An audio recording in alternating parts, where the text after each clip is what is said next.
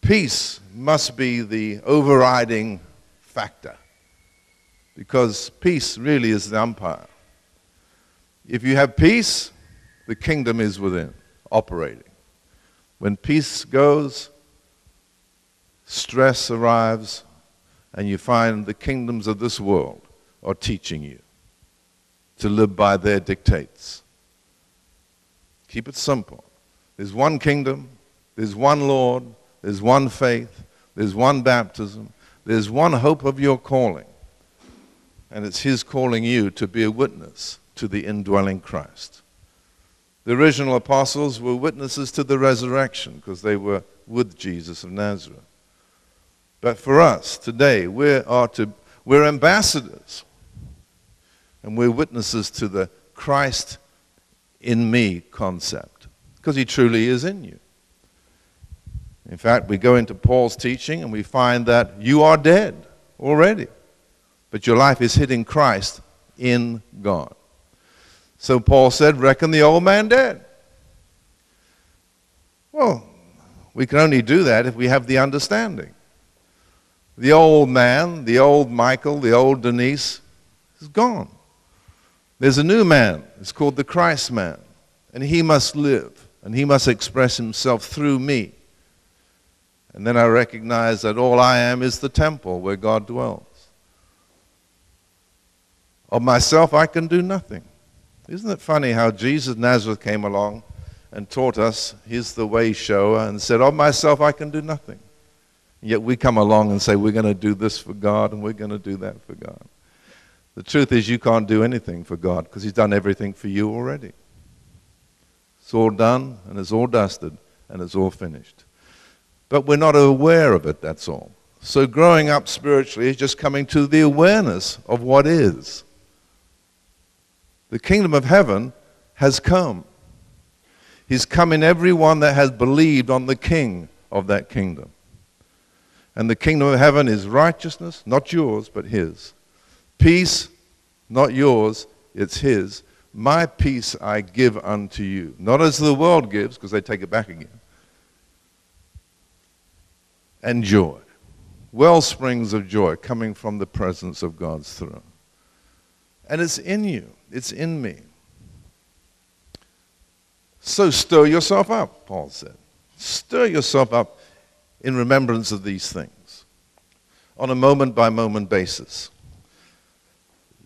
To me, prayer is just being conscious of the very presence of the Christ in me as my life, and the presence of the Spirit who is here to teach me these things. And He is the comforter. That's why Paul said, pray constantly. Well, it's not necessarily praying with affirmations all day long. It's just keeping in your thinking or your conscious thought life that God is. Isn't the Word telling us, he that comes to God must believe that He is, and He is a rewarder of those that diligently seek Him. So that's the first command. You've got to believe that God is. God is everywhere present. There's nowhere God isn't. Well, that's comforting, isn't it? See, I read my Bible and it's all comfort. I like Colossians 2:2. That their hearts might be comforted, being knit together. Don't you like that, knitting together? In the knowledge of God. Unto all riches of the full assurance of understanding. To the acknowledgement. Acknowledgement in the Greek there is discernment. Full discernment. To the acknowledgement of the mystery of God. And of the Father. And of the Son. In whom are hid all the treasures of wisdom and knowledge. And that's in you. You can't acknowledge unless you have the full understanding. And the full understanding comes as we come together, knit together in love. And in that presence of being knit together in love, the Comforter teaches and brings revelation and truth. I'm of the opinion that it's not a healing you need, it's a revelation. Once the light comes, you see it as it is, face to face. By his stripes you are healed. You see, we are obviously citizens of the world, but we're not of it. We're in it, but not of it. And the world will give you a journey. But I found out that a lot of these journeys are only because of our inability to be obedient. But when your obedience is fulfilled, get ready to revenge all disobedience, and then you'll come to a place where you can say, I'm settled, or I'm home. Isn't it nice to come home? I'm home. After you've suffered a while, the word says,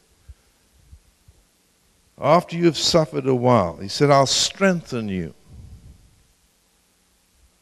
I'll perfect you. I'll establish you. And I'll settle you. Isn't that nice? To be settled. You can only really be settled in the kingdom. In the world, you're not citizens of, in the sense that your passport really is a heavenly one. You're really a heavenly people because of the Christ who now is your life. And of course, it's the Spirit of God's dear Son that has taken up residency in you, the temple of God. So when we start to have full understanding of these things, we acknowledge the mystery of God. We can acknowledge it. We recognize that it is, and we recognize it, and we acknowledge it. Recognition is an amazing thing. You know, two people are walking down the road, one on the left side, one on the right. And you have a choice, do you not, to look over and recognize that person or look straight ahead. The worst thing you can do to someone if you want to insult them, just don't give them any recognition. Isn't that so? It's the meanest thing you can do, is just don't recognize somebody. But if you do glance to the right or to the left and you recognize, because the face is for recognition, and you recognize that person, automatically, if you like that person, you will go, hi, or you'll shake hands, or you'll speak a word. That's acknowledgement. All the world really is doing, this is the sin of the world, is they don't recognize God. They don't acknowledge God. They leave him out of the picture. And you can't leave God out because he made the picture in the first place. You've got to acknowledge God. He that comes to God must acknowledge God, that God is. It must be awful not to recognize there's a God. My Lord, have mercy. God is. But also, this is the other side, he's a rewarder of those that diligently seek him. Seek his ways. Well, of course, God knew that blessings come through seeking him, so he sent his Son, did he not? And then he sent the Spirit to teach us. The great way shower is Jesus of Nazareth. So we're taking all the thoughts of Jesus and we take them on board, hopefully. And we contemplate. And then we swallow the truth. Of course, Adam and Eve did the opposite. They swallowed what? The lie. And that lie has gone through the human race. It's like a virus. It's all to do with the mentality, the mind. Paul said, let this mind be in you, which was in Christ Jesus, who being in the form of God, thought it not robbery to be called what? Equal with God, and made himself of no reputation, but took upon himself the form of a servant. And being found in the fashion of a servant, he humbled himself and became obedient unto God's word and God's ways. And that's what we're learning to do. So we can either let the mind of Christ operate, or we can let the human mind operate within us. I've come to the conclusion that the human mind is your enemy. The human mind is the talking serpent. It speaks lies. It's forked tongue. Every man's a liar, yet God be true. That's your enemy. That's why Paul said, be renewed in the spirit of your mind. So if we learn to operate out of the new mind, the new operating system, the Christ within and his mind, we'll see the lions begin to fall in pleasant places. The Bible says that Jesus was raised on the good, on the fat, on the honey, on the milk. In other words, he tasted all the good things. All symbolic, of course. But we've been raised on all the low-fat things.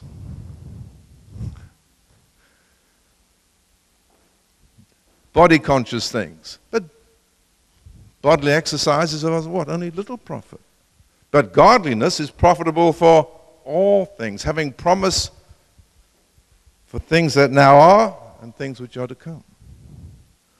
So I've learned to eat the fat. I would never touch margarine with a barge pole. Give me the fat, give me the full cream milk, give me the honey, give me the meat. Strong meat belongeth to them that are exercised in the things of God. And if you're weak in faith, continue with your vegetables. Nothing wrong with vegetables. But Paul said, having your senses exercised. We have to exercise our senses. Now, of course, living in the world, we're taught to exercise our natural senses.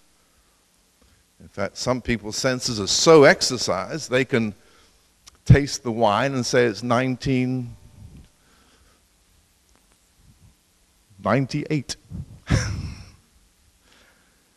Then they spit it out. But you have spiritual senses. I have spiritual senses that are lying dormant. They're being overridden by the human senses. And we know everything about the world that we can touch, feel, taste, see with our human senses, but we've neglected our spiritual senses. I say we because we're all in the same category. But some make choices. Paul said to Timothy, Timothy, study to show yourself approved unto God, a workman neither to be ashamed, rightly dividing the word of truth. So we learn to discern, to divide. And it's an ongoing thing. He also said, you have not so learnt Christ. See, we've learnt the world, but we haven't learnt Christ. And that's what we're endeavoring to do. When we come together, our hearts are knit together. We have times like this. And then the word comes to us and we choose to accept the word. I'm very careful who I listen to, by the way. I hope you are too. You don't know who I am. I hope your senses are exercised. There's a lot of false prophets and apostles out there telling you things not based upon the spirit of truth, but upon human experience. Why did God give us senses? Well, so you can live long. You just don't want to put anything in your mouth and eat it, do you? But people do. You got to taste and see that the Lord is good. Well, how are you going to taste him? With your physical taste? No, with your spiritual taste. Because taste equals preparing. It's preparing you to what? Swallow that which you have in your mouth. And if it doesn't taste good, you should spit it out as quick as you can. That's what you would do with your natural senses. That's why you've lived so long. Because you haven't drunk the poison. You haven't eaten the bad fish or the bad meat. So here's a sense. The Bible clearly says that the eyes or the seeing, the spiritual sense of seeing is understanding. That the eyes of your understanding might be enlightened. So we see through the so-called problems of life to the end, it is finished result. And then, of course, we have our hearing. Our spiritual sense of hearing is one for obedience. Hear and obey. In fact, we should have that written on our forehead, shouldn't we? Hear and obey. Be you doers of the word, not hearers only. Obey, do it. So then we have, well, we've got the seeing, we've got the hearing, we've got the smelling, we've got the tasting. Last one is touch. Touch has to do with reality. Touch reality. You can touch things with your physical senses, but that lady at the time of Jesus Nazareth, when he was walking through the streets there, she said, "Oh, if I might just touch him, I shall be healed." She's going to touch reality. Jesus is reality. He said, "I am the way, the truth, and the life. No man comes to the Father but through me." Well, you've touched that reality, and you're better off because of it. So there's your spiritual touch. The eyes of your understanding might be enlightened, that you might know the hope of his calling. I had to learn that. I shared that with Jerry, or he read it on my website there. But I was at a place, like most of us, where I didn't quite have full understanding. But now I do. I don't have a calling, folks. It's his. In fact, I have nothing of myself. It's all his. His power, his calling, his inheritance, his. Ephesians 1:17. Well, that's very freeing. I don't know about you, but that freed me up completely when I had that revelation. I had that revelation, of course, at a very dire point of my life. I was close to death at that time, but God spoke to me in his mercy. So now I've learned to be a bit more restful. Hopefully I'll come over a little bit peaceful to you. Hopefully you sense the rest. You get to a point in life where nothing really phases you anymore. Why should it? Of myself, I can do nothing. I have a little song I like to sing, smile though your heart is aching. It says, keep on trying, and I changed the word, and it says, don't try. I put don't try. What are you going to try? What are you going to do trying? Well, it's trying. The more you try, the more you fail. It's trusting, not trying. I've done all the trying. I tried to be this and I tried to be that. Yet the word comes to us and speaks to us. It says, consider the lilies of the field. They don't spin, they don't toil, yet God has clothed them more gracious than Solomon in all his glory. And you're trying to get rich, trying to make money. Yet the word comes to you and said, why don't you consider the ravens? They don't store up for a rainy day, but God feeds them.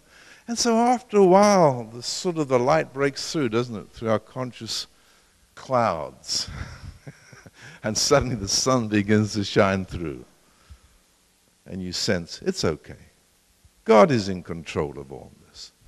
I don't need to store up for rainy days, because of myself, I can do nothing. Do you know the Bible says you don't know even what to pray for as you ought? But the Spirit prayeth for you with groanings which cannot be uttered. Do you sense sometimes the Spirit just groaning through you? That prayer will be answered. Your prayer from your head may be, maybe not. So you learn to rest in that. In fact, you know that there is a rest. And some, the Bible says, must enter into this rest. Some must. Hope you put your hand up now. There's a rest for the people of God. And all the trying goes out the window. Everybody wants the same thing in life. Everybody wants heaven. Did you know that? Everybody wants heaven. You can offer heaven to everybody. There's no one exempt. Everybody wants heaven on earth. From the priest to the doctor to the bank robber. They all want heaven. Except one does it one way and one does it the other. The bank robber wants a good life. And he tried to get it one way, and he couldn't get it, so he said, I'll rob a bank instead. And I'll get the money, and then with the money, I'll be able to buy the things I need to make my heaven appear. Well, I'm not saying you're bank robbers. I'm just trying to give an illustration. The priest also wants it. The doctor also wants it. The wife wants it. Everybody wants heaven. And where is heaven? It's within you. It's a given. Now, of course, you've got to be born again. You have to be born of God's Spirit. The seed that contains everything to do with heaven's best must be planted in you by the Spirit through the Word of God spoken. The kingdom of heaven. God is wonderful. What God has given. He gave us His Son, the seed, and you know, within every seed contains the fulfillment of everything that seed should be. And it's in you. Now's the time for the church to begin the recognition in a serious way, on a daily basis, to give recognition that the work that God did is a finished work. And even His Son said, it is finished. And we begin to wield the two-edged sword out of our mouth. It is done, it is finished. There's no more to do but know the truth. You can only know the truth. There's no other way you can know truth. Paul said, oh, that I might know Him and the power of His resurrection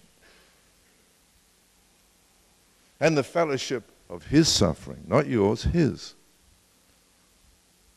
being made conformed to the likeness of Him. God is doing it. When we come to realize, and it is a realization, it's a revelation, we speak the word and we say, work out your own salvation with fear and trembling, and we stop there. Carry on. For it is God that worketh in you, both to will and to do of His good pleasure. Oh, how wonderful. God is working in me. I thought I had to work. No, you just have to know the truth. And you shall know the truth, and the truth shall make you free. Free from what? Free from the lie that you have to do something that God has already done. Because you're already free the minute you receive Christ.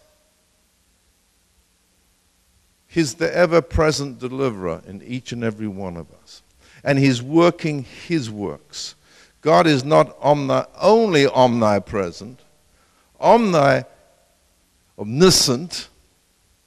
He's not only all-powerful, all-present, all-knowing. He's also all-activity. God is constantly working. He never sleeps. His eyes are always open unto the Israel of God, which you are, by the way. You are the Israel of God. And He's working when you're sleeping. He's working. He never sleeps. And where's He working? He's working in you. He's working in me. He's working in this church. We don't understand, so therefore it's hard for us to come into agreement because of our lack of understanding. Enoch walked with God, or is in agreement with God's ways. And God took him. Took him where? To a better place.